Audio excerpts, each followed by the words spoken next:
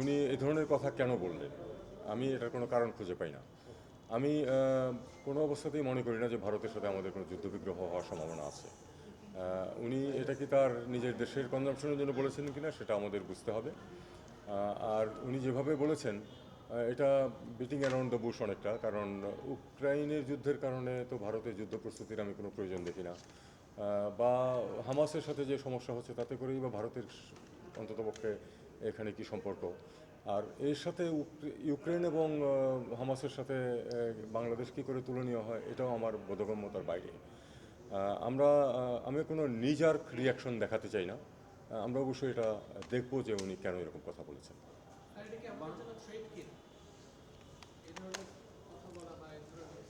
আমি এখনও মনে করি যে এটা উনি তার নিজস্ব অভ্যন্তরীণ কনজাম্পশনের জন্য বলেছেন।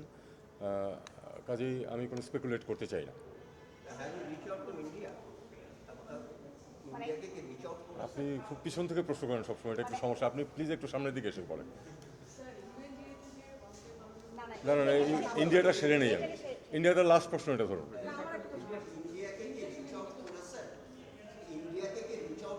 আচ্ছা, এটা আর দুদিন আগে টুইটে দেখলাম যে ভারত বলছে সাবেক প্রধানমন্ত্রী শেখ হাসিনাকে রাজনৈতিক আশ্রয় দেওয়া হবে এবং তাকে বিভিন্ন জায়গায় ট্রাভেল করার জন্য ট্রাভেল পাস ইস্যু করা হবে, এটা টুইটে দেখছি। সেই ব্যাপারে বাংলাদেশ কিছু জানে কিনা? রাজনৈতিক আশ্রয় দিলে আমাদের আসলে বেশি হয়ে যাচ্ছে না? আমার মাথা তো আবার মিক্সড আপ হয়ে যায়। এই প্রশ্নটা আরেকবার করবেন না, কারণ এটা আমি গত 3-4 দিন এটার উত্তর দিয়েছি এবং আমার অবস্থানটা পরিষ্কার করেছি। এটা আর বরং আমরা না বলি, আমি এই দুটো প্রশ্নের উত্তর দেওয়ার চেষ্টা করি, তাহলে করে আমরা ভারত শেষ করি। সেটা হলো যে আমি এই মুহূর্তেই এই সম্বন্ধে কিছু বলতে চাই না, কারণ আমি বললাম যে এইটুকু যোগাযোগ হয়েছে, ওইটুকু যোগাযোগ হয়েছে, এটা বরং রাখুন। আমি বলেছি যে নিজের কোনো রিয়াকশন দেখাতে চাই না। আমরা অবশ্যই এটা দেখব যে কি হচ্ছে, কেন হচ্ছে, এটা আমাকে দেখতে হবে। আমরা সেটা দেখব, অন্য কোনো ইস্যু। রাজনৈতিক আশ্রয় স্বাভাবিকভাবে যে কোনো দেশ যে কাউকে রাজনৈতিক আশ্রয় দিতে পারে, দেওয়া উচিত কিনা এক্ষেত্রে সেটা হলো দেখার বিষয়, সেটা আমরা দেখব। জি, আপনি যে বললেন দেওয়া উচিত কিনা দেখবো, মানে কি আমরা কি যদি রাজনৈতিক আশ্রয় নিশ্চিত হই তাহলে কি আমরা প্রতিবাদ জানাবো বা তাদেরকে বলবো যে তাকে দেওয়া উচিত না? দেখা যাক সেই পরিস্থিতিতে আমরা আপনারা তখন প্রশ্ন করবেন, তখন আমি উত্তর দেবো। আপাতত এটা থাকুক। গতকালকে আমরা শুনেছি যে 12,000-এর মতো রোহিঙ্গা বাংলাদেশে প্রবেশ করেছে, আরো 50,000-এর অধিক রোহিঙ্গা অবস্থান করেছে সীমান্তে। এটা অবস্থান হচ্ছে এরকম যে আমরা খুব স্পষ্টভাবে বলেছি যে আমরা আর একজন রোহিঙ্গাকেও আশ্রয় দিতে রাজি না, কিন্তু কিছু ঢুকে যাচ্ছে, এটা আমরা জানি। সেটাকে আমরা যতটুকু পারা যায় ঠেকানোর চেষ্টা করছি। বিজিবি যেটা করছে সেটা হলো যে প্রতিদিনই কিন্তু পুশব্যাক করছে, যাদেরকে আমরা ধরতে পারছি, কিন্তু একটা বড় সড়ো এলাকা নিয়ে তারা বিভিন্ন জায়গা দিয়ে ঢুকছে।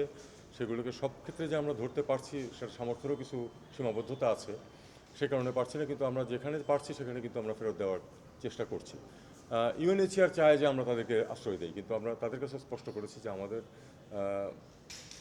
যে 12 লাখ রোহিঙ্গাকে আমরা আশ্রয় দিয়েছি, আমরা আমাদের ভূমিকা যতটুকু হওয়া উচিত তার থেকে বেশি পালন করেছি। আমাদের পক্ষে আর সম্ভব না। যারা আমাদেরকে উপদেশ দিতে আসে বা চায় তারা বরং তাদেরকে নিয়ে যায়, এই হলো আমাদের পক্ষ। দেখা করেছে, এ বিষয়ে আলাপ হয়েছে। আমি যেটা বললাম এটাই সিচুয়েশন। আমরা এটা নিয়ে আরেকটু গভীরভাবে আলাপ আলোচনা করবো। সেই সম্ভবত একটা মিটিং এখন হোম মিনিস্ট্রিতে হচ্ছে এটা নিয়ে। আরেকটু একটু জানতে চাচ্ছিলাম, জাতিসংঘের প্রধান উপদেষ্টা যাবেন, তার সঙ্গে সফরসঙ্গী 7 জনের একটি তালিকা প্রকাশ হয়েছে, সেটি সঠিক কিনা আরেকটু একটু জানতে চাচ্ছিলাম। 7 জনের যে তালিকা প্রকাশ হয়েছে সেটা সঠিক, তবে এর আগেও একটা তালিকা আছে যার মধ্যে আমি আছি, যে আমি যাচ্ছি। অনেকে জিজ্ঞেস করছিলেন আমাকে যে একটু ব্যাপার, তালিকা দেখলাম আপনি যাচ্ছেন না? না, আমি যাচ্ছি। প্রধান উপদেষ্টার সাথে প্রধান উপদেষ্টার মেয়েও যাচ্ছেন, আমরা কি ঠিক সেই আগের রূপে চলে যাচ্ছি কিনা, যে ক্ষমতাসীনদের সাথে পরিবারতন্ত্রের একটা বিষয়? না, এটার সাথে পরিবারতন্ত্রের কোনো সম্পর্ক নেই। এটা বরং আপনারা এ নিয়ে খুব বেশি স্পেকুলেশন এই মুহূর্তে না করলে আমি খুশি হব। সংখ্যা খুবই কম, ধরুন কোনো অবস্থাতেই ধরুন 10-12 জন ম্যাক্সিমাম, এর চেয়ে বড় কোনো ইয়ে হবে না। আমরা একেবারেই লিমিট রাখার চেষ্টা করি।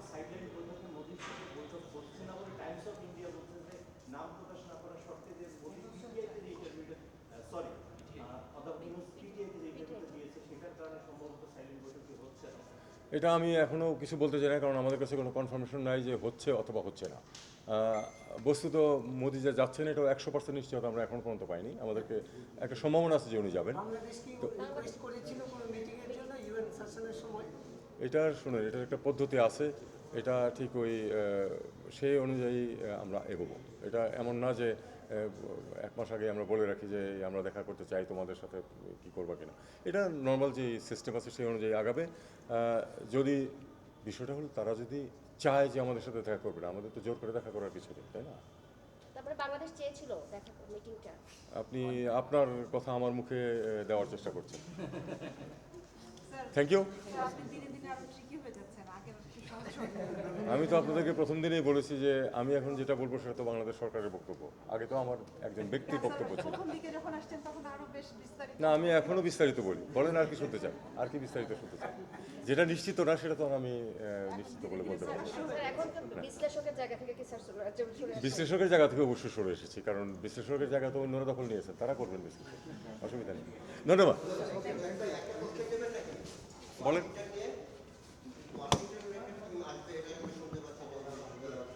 এটা যেটুকু বলেছে আসলে নতুন আর কিছু নেই, এটা আসুক স্যার, তারপর একটা তখন আমরা বিষয় একটু জানতে চাই, জাতিসংঘের যে সেকেন্ড টিম আসবার কথা ছিল ওইটা কি স্যার এখন পর্যন্ত confirm? আসবে, নিশ্চয়ই আসবে। Exactly. Thank you. Hello Mahbub, বলেন। ভাই আসেন তো একটু ছবি নেন। এই ছবি নিয়ে নেন একটু, এই ছবি নিয়ে নেন।